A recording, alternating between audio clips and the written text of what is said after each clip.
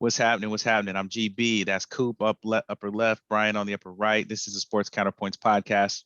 What's going on, guys? What's happening? What's up? Man, back at it. Today is August the 9th, 2023. Our topics for today, we're talking about the Pac-12 exploding and just the kind of reshift and reorganization that we're seeing in college sports right now for the different conferences. Also, we've kind of been mulling around this NFL Top 100 as selected by the NFL players. So we'll talk about that. And then the FIBA championships are starting off too. So we'll talk a little bit about that and kind of see where stuff goes. So starting with this Pac-12, man, like I remember SC was moving, right? Who moved SC and UCLA? UCLA, because they weren't going to move without each other. As Brian said, that makes sense. They should be playing each other. But now it looks like more teams are leaving, right? Yeah, I have left. Yeah, so I mean, Arizona State and Arizona and Utah are going to the Big 12. Some other teams, Oregon and Washington going to the Big 10. They following UCLA and USC. Smart for them. A lot of movement, but I know, Brian, you're a Pac-12 guy, so I want to know how you feel about all this. Well, I think it's a tragedy that the Pac-12 is gone, and it is effectively gone. I mean, I do think that ultimately they'll probably merge with the Mountain West, one of those other West Coast conferences, and create a new Pac-12. But the Pac-12, whether they call it that or whether they call it the Pac-10, whatever the hell they decide to call it, it will never be the same. Like I would say Pac-2. Because they won't have the firepower to be a true Power 5 conference, right? And so, that has gone away. And it was just so stupid. I mean, SC and UCLA started this. It's so stupid because all they did was guarantee that the path to getting to the playoffs was harder by playing in a conference with, other top teams, Ohio State, Michigan, so on and so forth, and the SEC is still, no one's joining the SEC. The SEC still gets a cakewalk. You're still going to play the barber college down the street. Hey, man, Oklahoma and Texas are joining. You don't like Oklahoma and Texas? Nobody does. Nobody's worried about Oklahoma and Texas. I mean, the problem with most of the SEC schools is that when they're good for a long period of time. And the minute that coach, whoever's the reason that they're recruiting or whatever, leaves, they're done. Mm-hmm. They're 100% done because nobody wants to go to Oklahoma or Texas or any of these SEC schools, Alabama or LSU. I mean, it's in a much better town, but they don't want to go to those places because they're not where people want to be, other than it's a great program that will probably get them into the NFL because a great coach and recruiter is there. The minute the great coach and recruiter leaves, it falls apart. Look at LSU. Look at Florida. Look at a lot of these schools. The minute whoever's making those programs go, it's a wrap. But anyways, going back to the Pac-12, UCLA and USC, they had a lot of power over what the Pac-12 was doing, and they had the commissioner of the Pac-12 in their pocket. And all they had to do was send him there because they were going to redo how the playoffs were done. And as I said before, I've been saying on this show for as long back as it goes, it should have been an 8-team with the Power 5, each getting their conference winner a slot, and then 3 play-ins. And the path to getting into the playoffs more for UCLA and USC would have been to go that route, because now you're almost assured with 8 or 12 teams to get a Pac-12, Pac-10, Pac-5, whatever the hell they're going to call it, representative in there, because they're going to be able to win out, or they're going to be the best, with 12 teams in or 10 teams in or 8 teams in, you're going to have 1-loss teams in there. And that was their best opportunity. I think they just blew it. Now, take that and put it aside, because that was the first domino down, for the shit show. The next part was that what ultimately happened is everyone's running for cover, right? And it's raining and nobody has an umbrella. And so, these schools are running all over the place. Washington's running here, leaving Washington State behind. Oregon's going, one place. At least they brought Oregon State with them. But, all of these schools are scattering. Stanford's left holding kind of the bag in Washington State for whatever the Pacific Conference is going to be. And the schools proved something that we've always said: no one gives a crap about the student athlete. Not an iota. Because as you know, you sent something earlier, Glenn, but I was already kind of on the thought process of this. You know, football is going to be fine. It's always going to be fine, and pretty much basketball too. But the rest of these sports, who are now going to be traveling across the country to go play Penn State for a week game, are not going to be able to get their parents to be able to go for track and field and baseball and softball and swimming and golf. You know, any of these other sports that are part of these schools.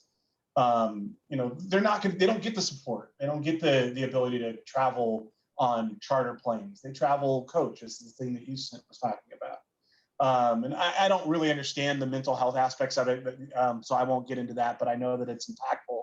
But ultimately, what we've found is that we've ruined the ability to be a student athlete at these PAC colleges. And we did it because we all wanted to watch, you know, Michigan play USC once every 4 years, because they're going to be in different divisions or whatever the hell they end up doing with it anyway, once every 4 years, which we could have done just as easily in non-conference games. So that said a whole lot. You know, Jason, you jump in with some thoughts there.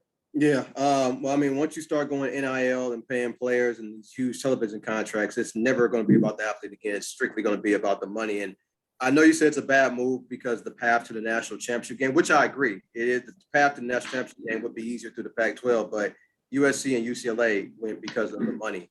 Pac-12 can't even secure a TV deal right now.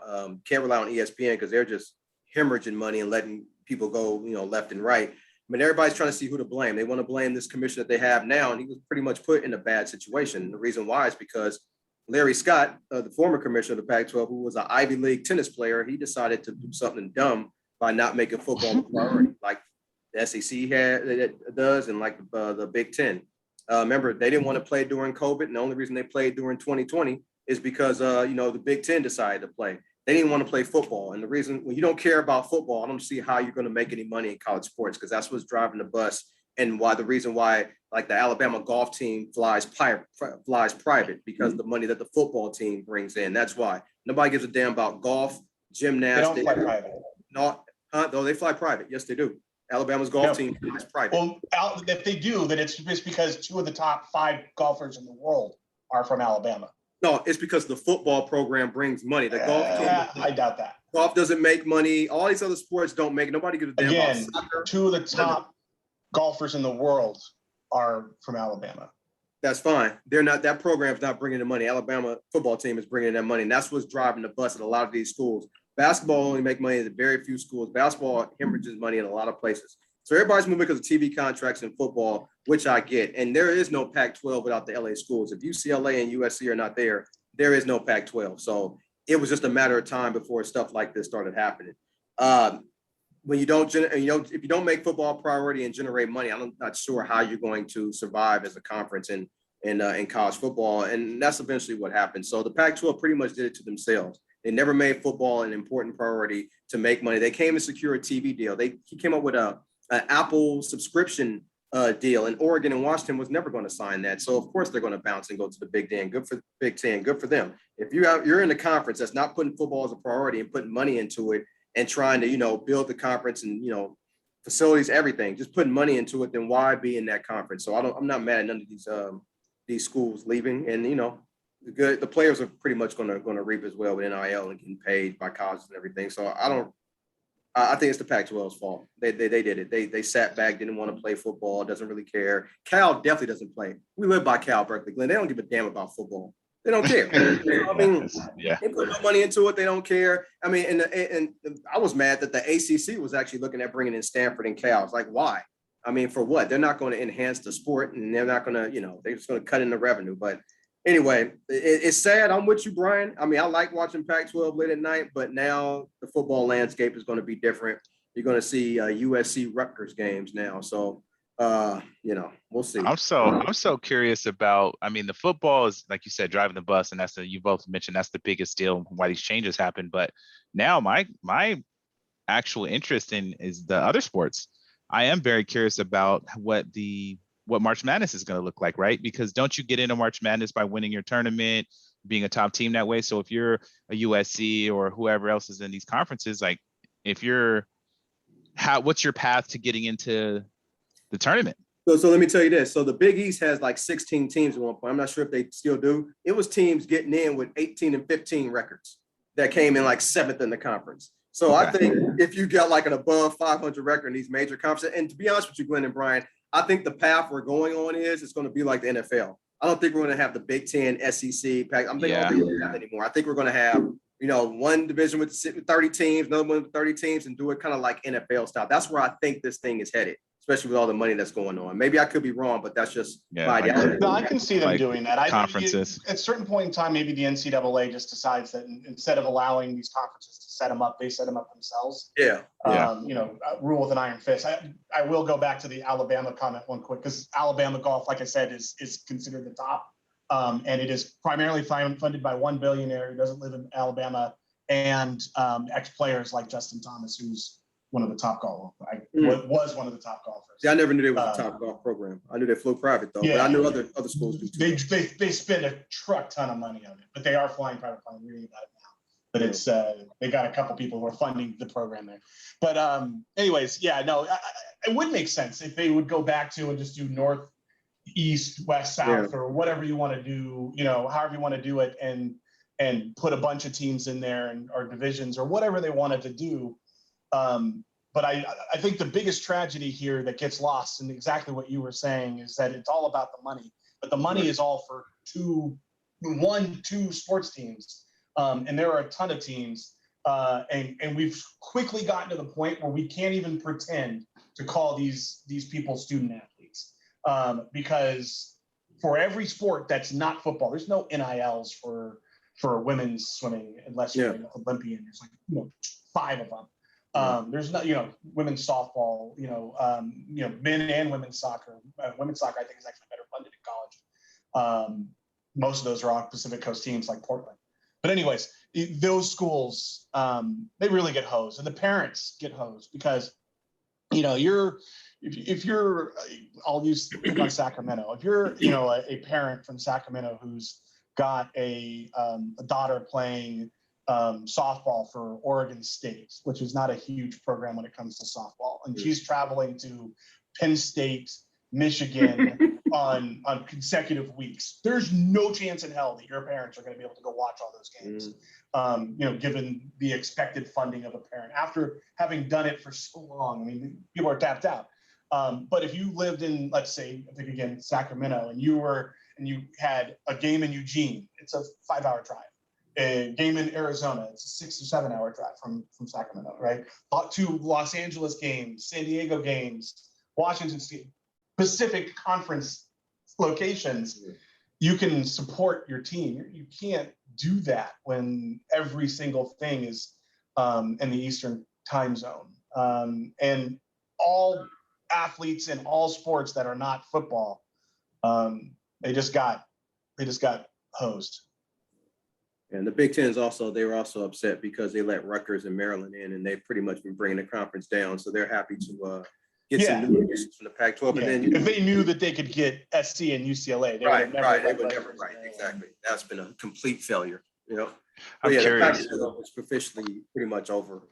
Yeah, and the article now about Stanford women's basketball, right, which has always been very good, and now they're going to be, like Brian said, traveling differently, and they're still in the pack, right? I mean, Stanford's one of the ones that hasn't gone. Stanford and Cal is still there, right? So depending on who your competition becomes, and who comes in the conference or isn't, or who do you play now, and they're going to mop the floor with SDSU. You know what I mean? And it's an interesting thought. I don't think Stanford would lower themselves to actually go to like the Big West or Mountain. I don't think they would do that. I just don't think Stanford. No, I think that, like I said, I think the Mountain West becomes part of the Pac-12. They bring in SDSU, and that's not a slight at some of these schools. They're pretty decent, but Stanford's women's basketball is top tier. It's as good as it gets. And they got to play schools like SC, which wasn't a national team, but always had put money behind it and got players. And same for UCLA, and I think Washington was another one that would have the occasional really good team, but none of those teams are there anymore, right? They just There's just not enough funding from us. And I don't know why I'm picking on SDSU. It's just because of one of the schools that I know. But SDSU has a finite amount of money for sports. And if they put that money into, their football team, which is solid at times, there's literally nothing left for other sports, other opportunities. Yeah, I'm interested to see what happens. I'm curious. The football's the football, but everything else has me so curious, the rest of the dominoes. Well, the thing is, the reason why I'm interested is because Stanford cares about academics. I mean, academics is a priority for them. And so I don't think they'll just link up with a team. I mean, I'm not knocking them, but Boise State academically, I think in the US News and World Report, they were like 334. That's why the Big Ten didn't want to go after them. Like, why? You know what I mean? So, but Stanford's never really worried about that. They were the SC, lets players in. It's a very good school. It's a great academic school. Yes. I think if you're a really good athlete, you can get in. Same goes for UCLA, Berkeley. Well, and not for Stanford, because you got to academically qualify to get in. But I get what you're saying. I hear what you're saying. They've always played schools that are that don't have the same academic. Yeah, right. That's true. That's why they were saying they were kind of they would entertain. Oregon State ain't hard to get into. Oh no, hell no. God no. Wait, are you breathing? Okay, well, yeah. It's all good. Glenn, any comments? I'm just very curious, man. I'm just reading all these articles now about. I'm looking at baseball. I'm looking at women's basketball, men's basketball. What's going to happen because there's so many other sports. If you're on the volleyball team or something like that, and now, like Brian said, you're traveling and they play more sports, play more games than football. So I'm very curious, and even to football players, right? Because your travel's different too. Like your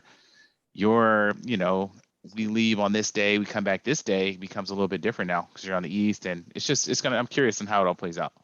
As somebody who just got off of it took us 10 hours. We were in Steamboat Springs, Colorado, which you had to fly through Denver and then another little puddle jumper to Steamboat Springs. And so we left the hotel at 10 o'clock this morning and didn't get home until a little after 8 p.m. Pacific time with an hour change. It's 9 p.m. local time. Being able to fly direct and chartered is a huge difference.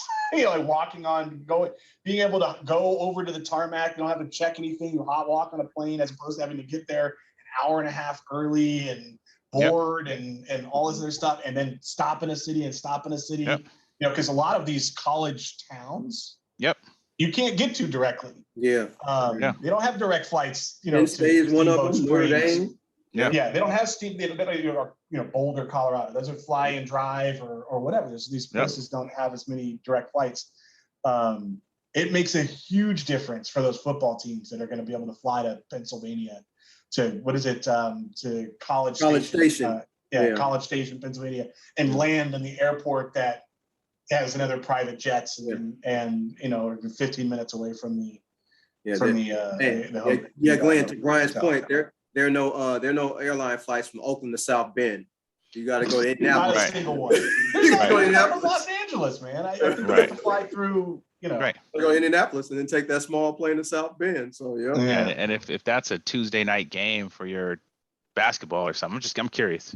That's football. The other thing is it's always on a Saturday. Right. So some Friday nights. But most of the time they did Friday nights. It was always the local teams. It was USC playing Fresno. It wasn't USC playing Penn State across the country.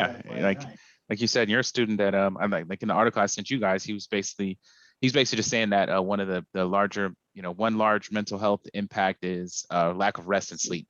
And so for these athletes, if you're someone that's coming on a Tuesday and you come back the next day after the game and you get in late and then you still have class, so do you go to that class? Do you not? I mean that.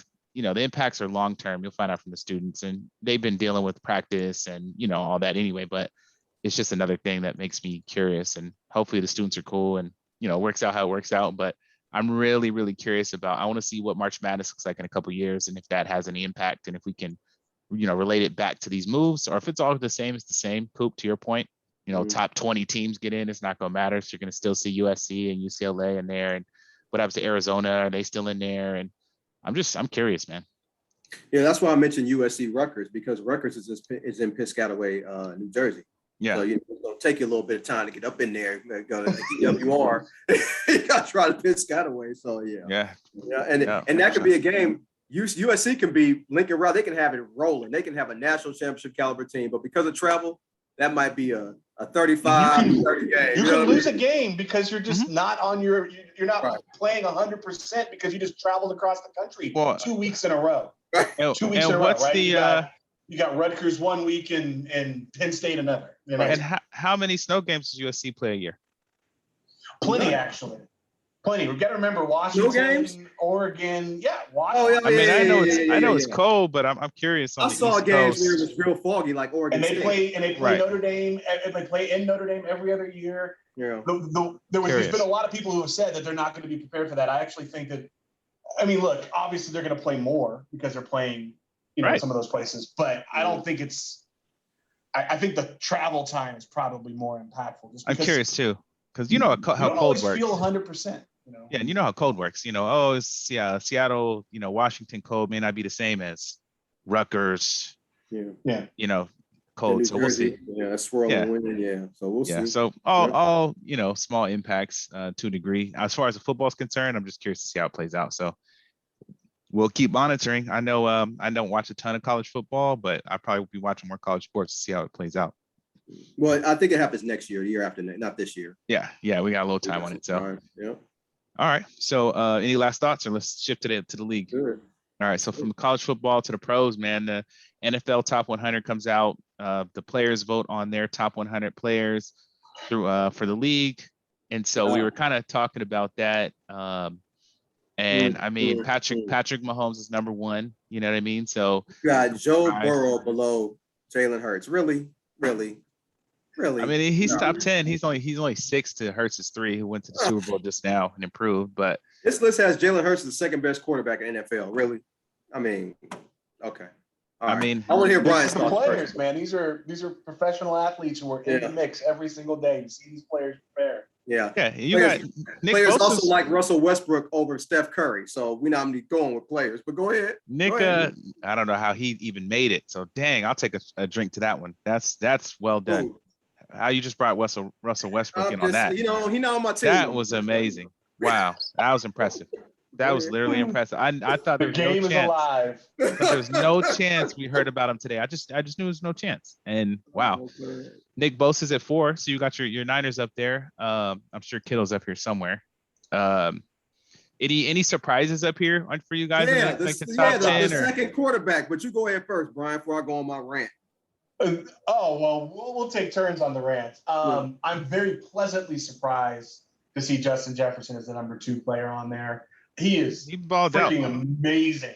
Yeah. But to be the best wide receiver this quickly and to be the second best player overall is truly shocking to me. It is interesting to see some of these other guys. Like, I think George Kittle is a very good tight end. I don't think he's a top 20 player in the NFL. If you go, there's just all the way up and down. There's places that I think we could probably have done a little bit better. I don't know how they pick them. Like, sometimes they say, well, who's the best wide receivers? Who's the best? And then they kind of do some type of weird math. So it may not be that when these players are picking it, they're outwardly saying, that Josh Jacobs is better than Derrick Henry, which, is a pretty big disparity there. And Josh Jacobs must have really enjoyed seeing his name in the top 15 players, right ahead of Devontae Adams while working on a new deal. But it's just interesting. I thought Cooper Kupp being at 47th is just shows a lack of respect. I mean, the guy was injured; he was not unable to play. I think Dak Prescott being anywhere in on the list is I mean, 100 players. Dang, he probably should. Lamar Jackson is 72nd. Dak Prescott is, what is he? 56. 56. Tell me right now, you went around all the players. Yeah, all right. Jared Goff is 66. I get it. Yeah, Jared Goff. Yeah, exactly. Jared Goff. So some of these things, I wonder how they got there. And that's a perfect one, right? So you have Lamar Jackson, a recent MVP of this league, behind Jared Goff and Dak Prescott. And that MVP was light years ago. But go ahead. It was 3 seasons ago. Yeah, I agree though. I would have them above both of them. When was Jared Goff's last one? When was Dak Prescott's? No, I agree with you. Lamar should be above both of them. I agree. Yeah. I really want to hear what Jason thinks about the number 86 on the list, Justin Fields. There's a lot of Niners on here too. Of Trevor Lawrence. There's a lot of Niners on here. There's a ton of Niners on there. And then I also think it's really interesting and somewhat shows a lot of respect from the players to the running backs. When someone like Dalvin Cook is still on the list at 91 as a free agent, this guy doesn't even have a job right now. And they're saying, hey, he's one of the best 100 players. This is a player saying that. I do think there's some places where you can read in some respect, but at the same time, sometimes I just got to wonder when they got Lamar Jackson at 77. Yeah, I never respect the players' top 100 list. You have Trevor Lawrence below Justin Fields. I mean, come on now. I'm just going to focus on this top 10, okay? Everybody, and I agree with, they're like, oh, we need to see more out of Brock Purdy year 2. He had 16 touchdowns, 4 interceptions. Now I agree. I want to see more too. I'm not ready to anoint him as well. But it seems like for players that people like Jalen Hurts, it's like he's a finished product. Like there's nothing else to see. He threw 22 touchdowns last year. That's not a lot. Okay. And he got banged up in the year as usual. That's not good either. So to have him as the second best quarterback, just because he had the easiest schedule in NFL and was the number 1 seed last year in MC playoffs and went to the Super Bowl, I need to see more. He has a new offense. He has new players around him. I mean, he's not, this is MVP level stuff. He's not in Mahomes' even league right now, but yet he threw 22 picks, went to 22 touchdowns in the Super Bowl. He's the second best quarterback. It was a funny way to see it in a team game. Because you were like, I mean, just because he went to the Super Bowl was number one on a number 1 team. I seen Alex Smith kill it with the easiest schedule in NFL. It's happened. I seen Kaepernick do it. You have 35 touchdowns total is also an impact factor. 22 touchdowns. I don't agree he's the 3rd best player in the game. He's not the 3rd. But you and I are the same player. Yeah, you and I are the same. And I actually really like your point that someone, they think because of that really good season, which I have a lot of respect for, that he's done. Like he's done. Yeah. I totally agree. He's not a finished player. You got to see more. I'm sorry. Yeah, he's Joe got a long way to go. Yeah, Joe Burrow almost went to 2 straight Super Bowls with the Bengals. I mean, that's enough right there. I understand he's top 10. I'm okay with that. But Josh Allen's a little bit too high for me. Jalen Hurts is definitely high. Josh Jacobs, I guess he's cool. Just going down this list, the Lamar Jackson thing, him less below Goff, and that's nonsense. I also don't like. Let's see. I'm looking at this list here. I'm just going through it. So Dak Prescott. 6. Well, here, I'll give you one while you're doing it. Bobby Wagner is finished. He's done. He's number 62. He's definitely not the same player he was. I'm not sure why he's up here. What player don't you like? I'm just going through I'll tell you the one that really kind of actually bothers me. If you go around and you ask players, analysts, coaches, fantasy football people doing drafts, who the best running back is right now, the vast majority of them, the best running back, not the best fantasy football player, is Nick Chubb. Yeah, he's 29th, and he's like the 5th or 6th running back. Yeah, that's low. You can't tell, like, literally everybody agree. Like, he's one of the few things that people agree on right now. Oh, Austin Eckler's too high for me. I don't like him at 21. I'm sorry. Eckler's too high. Quite honestly, and this is not, I don't dislike Josh Jacobs. I think he's great, but Josh Jacobs is too high. Yeah. Micah Fitzpatrick is too high. They have a safety. And you're only basing it off of last year, though, right? You're only basing off the most recent season. Nick Chubb should definitely be. But Nick Chubb should be there. Yeah. Well, I mean, 15, whatever. And he plays for Cleveland, so that's a handicap. He needs to be up there.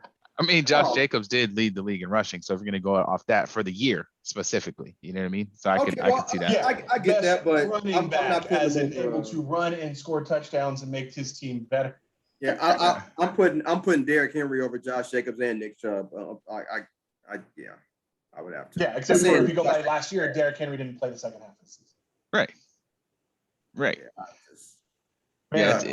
Kirk Cousins, number 42. He should be on here. Cousins is What not is bad. it, sixth best quarterback on the list or something like that? That's Probably. I would not have Kirk Cousins over Trevor Lawrence. That's just me. I wouldn't.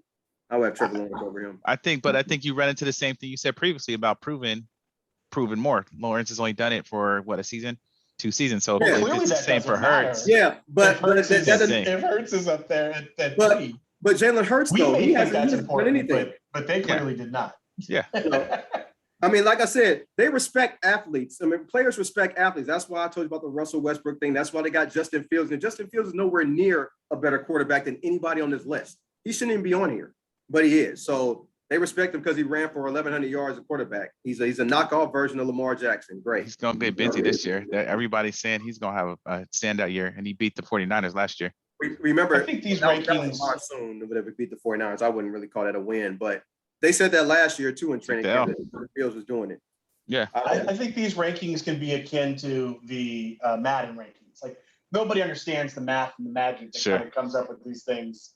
You know, it's like how does a Justin Jefferson get to where he is, but at the same time Devontae Adams is 11 picks before, but his numbers last year were actually, for touchdowns at least, were better than Justin Jefferson's, right? That's a big disparity. I think Justin Jefferson is the best wide receiver in the game. I'm maybe biased, but I watch a lot of his games and I see him do things that are just unreal, pretty consistently. Devontae Adams is also really good, and he is 11 spots behind him. Yeah, I've heard of everybody on this list except number 69, Matt Milano, linebacker for the Bills. Yeah, and the awesome. Bills. Yeah, he could play. It's interesting. I'm with you. I'd kind of like to see like how they come up with what the metrics is and who votes and how do you vote and what do you decide? Like, how do you come up with it? And do they just take like write down your favorite players and you take the whole lists and put, here's the guys that got the most votes, or like, how do you do it? Let me ask you something, Brian. Justin Fields is number 86. Look at all the people behind him. Would you take Justin Fields over anybody behind him? I wouldn't. Not one player. And Dalvin Cook don't even have a team, and I would take him over. So and then real quickly before we jump on to the next subject, if you look at last year's, where it's Brady, Aaron Donald, Aaron Rodgers, Cooper Kupp, Jonathan Taylor, TJ Watt, Devontae Adams is 7th, Patrick Mahomes 8th, Jalen Ramsey and Travis Kelce. So like half those guys, actually almost all of those guys are not even in the top 10 anymore. And one's retired. Like Tom Brady wasn't the best football player going into last year. Right. He was a great football player at the end of his career. Cooper Kupp went from like 4th to disrespected. Like, it's just, Aaron Rodgers went from 3rd to, also mentioned. He's 51. Yeah, Jonathan Taylor. Did we even see Jonathan Taylor on the list? Did he really fall off that much in one season that he's now if you just look off the top 100? If you just look at the top 20, J.C. Jackson, who was number 20, he ain't on the list. Shaquille Leonard for the Colts, I don't think he's on the list either. So it's like, I don't know how they come up with this stuff. But did Jonathan Taylor even make the list this year? I don't think he made the list. So he went from top 10. Did he? He didn't play he didn't play the whole season, did he? But they're saying the premise of this is going into 2023, this is the top players going into 2023. Mm-hmm. It's not who was the best for last year. It's who are the top players going into 2023. He's not on there. Last year they said Jonathan Taylor was 5th, and this year he's going to play. He's not on the list. He's 5th not included. Interesting. That's crazy to me. It's a lot of Niners on here. I will say that y'all got a ton of players on here. Let's see what y'all do with it. They really like your team this year, man. Don't mean nothing. You don't win the chip. I know. I was thinking about you guys, man. I don't think you guys can the quarterback's probably gonna be scapegoat forever because I don't think you can afford a good quarterback. If you ever really got a top tier quarterback, how you gonna pay for him? I wouldn't. Yeah, that's what I'm saying. I don't think we need a top tier quarterback. I just need. They're not gonna. Yeah, you're not gonna be able to. Yeah, I wouldn't. I mean, anybody can. Don't get me wrong. You can figure it out, and the Rams have showed you could do it if you're ready to leverage it. But I was just thinking about it because you still got to pay Bosa. Debo's on a top contract. Kittle's on the top contract. McCaffrey's on a top contract. there's players that got to be paid. So it's very Well, interesting. You just keep drafting. This is why you get a quarterback on a rookie scale contract, because you could just load up on talent. You could just load up and see. You're gonna always have to have one, which it's gonna seem like it's always gonna be the quarterback's fault. And then when he does get good enough, you can't pay him unless you're gonna. But some of these guys will age out, so we'll see. It's just an interesting thought from a salary cap perspective. Well, the thing is, if you want a quarterback on your team starting, that's why I'm not really a Alex Smith guy or these other people. Like, you can't expect your team to be top notch in every position unit every year. You need a quarterback that's good enough to overcome that. That's who you want to pay top dollar to. And if your guy can't overcome it, doesn't have the ability to do it, you don't pay him. You move off and go to the net and go to another one. Yeah, and I'm wondering, like, you couldn't pay a Mahomes, you couldn't pay a Jackson, you couldn't pay one of these guys. So you're gonna need one of them. You're gonna need a Kirk Cousins or a mid-tier dude. And then you have the chicken or the egg argument. So, if you find a quarterback who is a good game manager, and I think Alex Smith was a pretty good. Yeah, he was. He definitely was. And then they get success. Think Joe Flacco.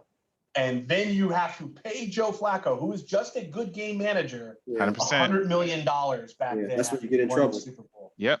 You get into right. So it's the problem is that you find a quarterback who is good at what they do to fit the team that they are on. Right. And then because they have success, and I like Stafford, but I think this is another example of that. Stafford went there. He was a good enough quarterback to play on a team with a lot of talent, won a Super Bowl, made a whole lot of money, looks awful now. So on and so forth. But he did what he was there to do. Joe Flacco did what he was there to do. There's other examples of that. And then they get paid too much to be on a team. So if the 49ers win this year, or, win it all or whatever, is it because the quarterbacks are that good, and should they get paid the kind of money that they'll get paid for that level of success, which will make them not as good anymore, right? Well, we wouldn't have, if we won it this year, Purdy's, going to play his third year. He wouldn't be due to get paid. And he's at the rookiest of scales. He's the last pick of the draft, so he ain't making peanuts. So he better make some endorsements if he win the Super Bowl. So. I'm very curious how that's going to play out, but all right. Okay, so you had that, and then we we're going to also mentioning the FIBA playoffs, the FIBA championships for the international ball. I think the first thing that struck us all when we looked at the roster for the FIBA, the America team, is I knew like 2 guys on there. So kind of, have you guys been paying attention to this thing at all? And what do you think?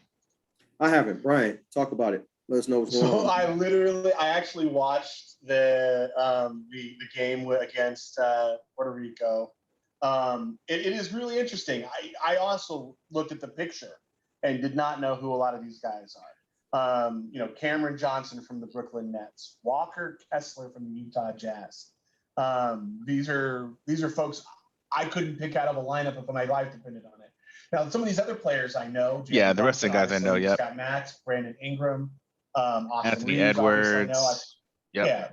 But if you had told me to put a team together, I doubt I would have put Bobby Portis on it, or and those other guys that I don't know, or Tyrese Halliburton, who has actually played pretty well. Yep. I know that they want to be young and they're versatile, and it worked out. I mean, they smoked Puerto Rico in the second half. They finally kind of figured it out, and hopefully they'll be able to go win. But it's going to be you're going to find out real quick, because they start their I think it's either the first or the second game is against Spain, who's ranked number 1. They play Slovenia on the 12th, and then they play Spain on the 13th. Yeah. So Saturday, Saturday is Slovenia, and then Sunday is Spain. You're going to find out real quick if this team is going to be any good. Because if they get trounced by Spain, they don't got it. It's just that simple. But it's fun to watch some of the younger guys. Obviously, we're not going to get dream team quality players, because those players are LeBrons and ADs and all that kind of stuff are not going to risk what happened to Paul George. The Supermax contracts now, where you need to have a first team. So, if you get hurt on a Supermax contract here, you literally lose the Supermax contract because you won't make all NBA first team in that year. Even, just because you're hurt, you're not going to do it, right? It happened to John Morant because he got suspended. It happened to Paul George because he got hurt. It's too much to risk to ask those players to risk that. So this is what you're going to get. You're going to get young, not superstar, but star talent type players trying to make a name for themselves on the international circuit, and it's no longer what it was when the U.S. basically decided to show the world that they ran basketball. Yeah. Yep. And you had buy-in from the players too. So you had like the top players, and they went to Kobe, and they went to all these guys, and now it's secondary, especially when it's the game meant something, especially now with the money they make and all this type of stuff that goes on now. It's more like AAU now. So of course they are interested in doing stuff like that. Once they become a star, it's not really, it doesn't. Yeah. If the US lose a gold medal or two, then they'll try and do it. The way look, I do not knock a player for not wanting to play with a Supermax contract on the line. Right. Yeah, If you don't make NBA first team, you lose $100 million. Like that's a lot of money. I think that's wrong because you're basically relying on the sports writer to make the money for you. I don't like that, but yeah, that's just the way. I agree. I completely agree. But given the way it works right now, right? Yeah. Why NBA contracts are based off of reporters' rankings is beyond me. It's stupid, but yeah. Interesting. Word up. Speaking of international play too, the U.S. women get knocked out of the World Cup too, right? Which is kind of surprising to a degree because they've been good for so long, but also they're a new team. It's figuring it out with, so. New coach, I think, is kind of the big problem there, right? The new coach just doesn't play the same type of game that they play, and doesn't play the same style, and is trying to get them to change. And then this is also the changing the guards, right? You had like 3 or 4 superstar players who this was going to be their last run at it, and it didn't work out. Yep. So we'll see what happens. We're at the quarters now, and we'll see what happens going forward. But yeah, I don't know unless you guys got any last thoughts, man. We'll wrap it up. I'm good. So last 2 segments.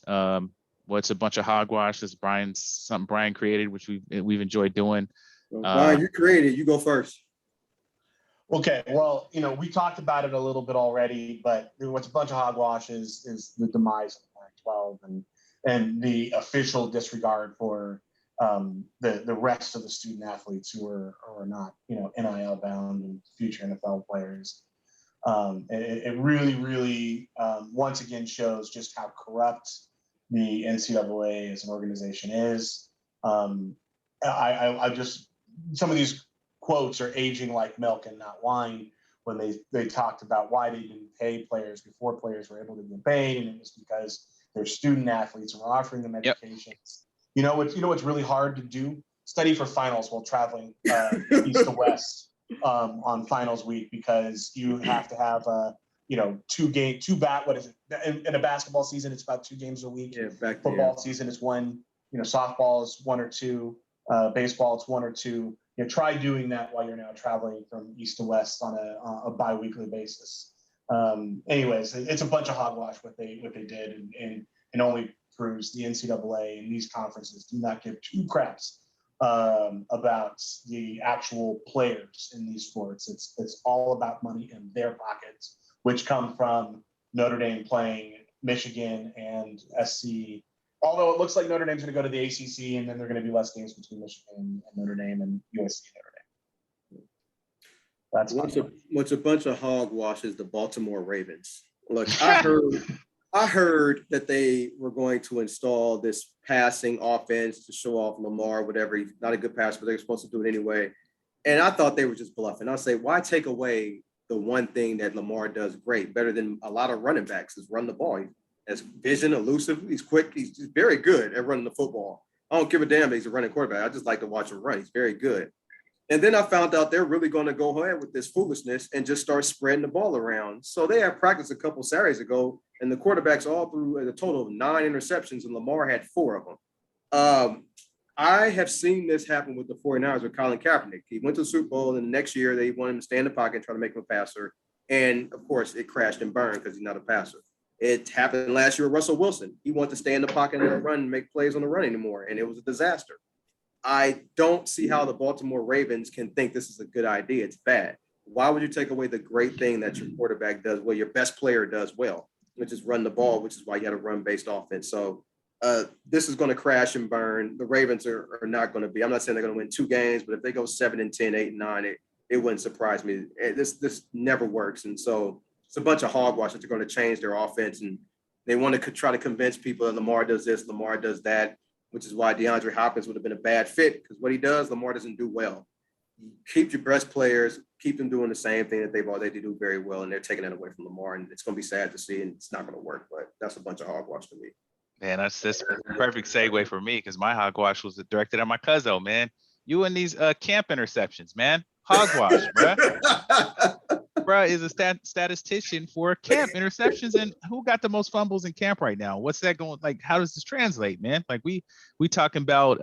I know it started with Jimmy, and he threw 7 picks in 2 days, and so today I read it. Super crisp practice for Jimmy G. No picks today. They're looking fabulous as they go into practice against the Niners. Man, we can't tell from no dang camp.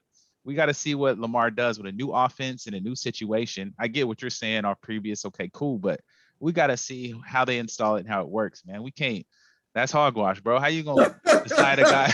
You going to decide a guy's season off of practice? We ain't talking about a game. We talking about practice. Hey, there's a reason why In-N-Out has a limited menu. They know what they do well. They're not Jack in the Box. They don't have croissants, milkshakes, burgers, onion rings, great. pancakes. I'll tell you what. If In-N-Out said they want to add bacon, it ain't gonna crash and burn.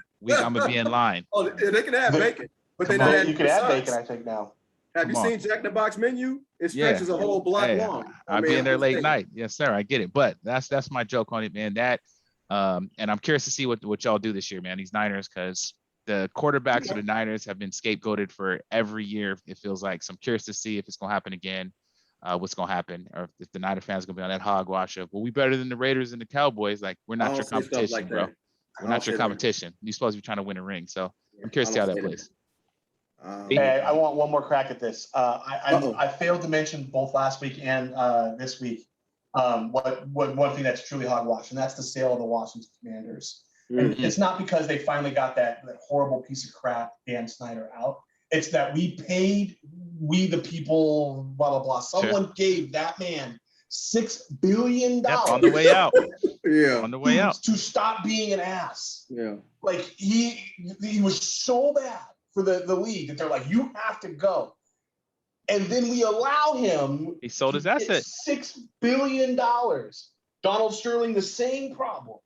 Like, there has to be something written in the purchase agreement between the league and these people that when you become a racist, chauvinistic, sexual assaulting, horrible, human being, that you don't get a $6 billion thank you card for being that to the league. $6 billion. You owned it. You sold it, man. It's yeah. Like I almost would rather see him die owning the team so that he doesn't get them. Yeah, I gotta edit this one. But no, seriously, he die owning the team so he just never gets to enjoy the benefits of $6 billion. Okay, you're saying it because he was a horrible owner. Because I'm saying I'm not talking about the ownership part of it. He was there are bad owners. There are people who are bad owners. Michael Jordan was a terrible owner. So I'm just saying. Okay, exactly. Right. I'm talking about he's a terrible human being, and one of the reasons why he's no longer an owner was that he was so bad. Yeah, that we're like that all of these other horrible NFL owners who are bad people in general, we're like, we can't hang with that dude. Okay, right. That's bad. You're right. And I know. I just made the Jordan sycophants mad, but let me just run off one thing to you. He never won a playoff series. Jordan never won a playoff series as the owner of the Hornets, and that was since 2006.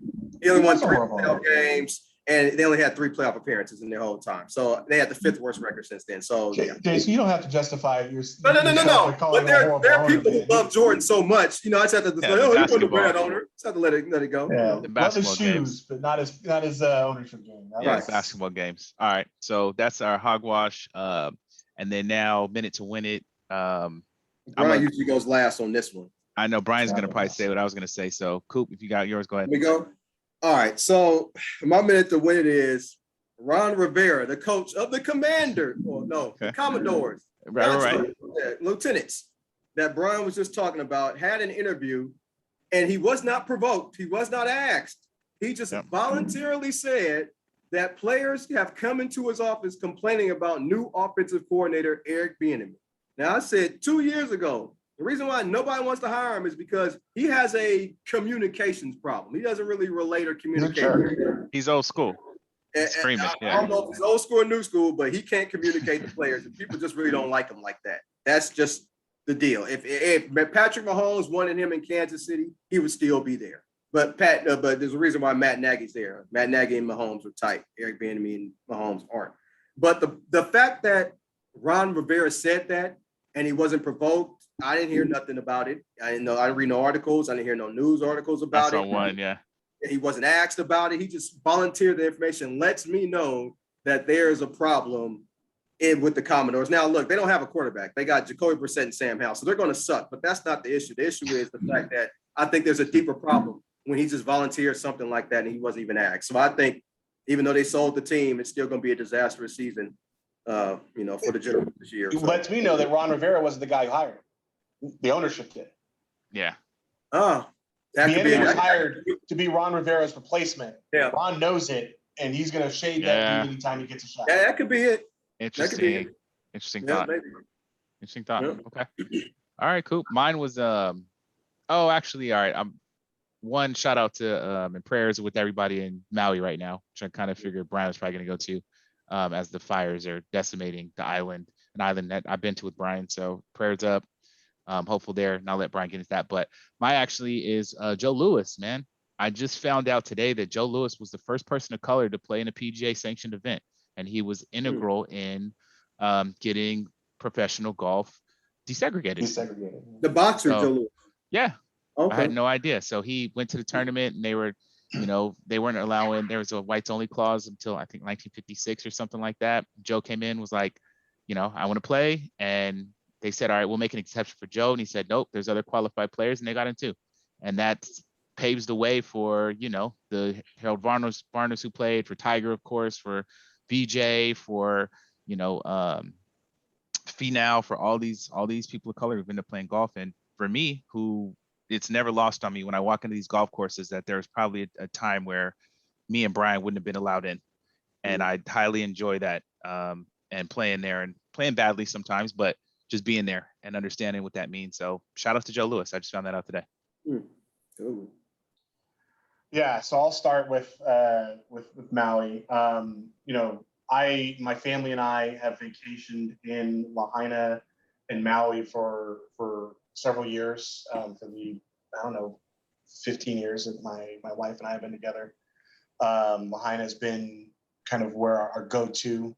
Hawaii has been our go-to, but specifically Lahaina. We have a timeshare there, which is kind of in jeopardy. There's a hurricane warning and a fire watch, but it's felt no flames yet. But when you see these pictures, for those of you who have been in Lahaina, it's like one main strip. And it's just, there's other parts to it, but there's one main drag. And they have all this video from the ocean of boats that are sailing away and just watching the entire city go up in flames.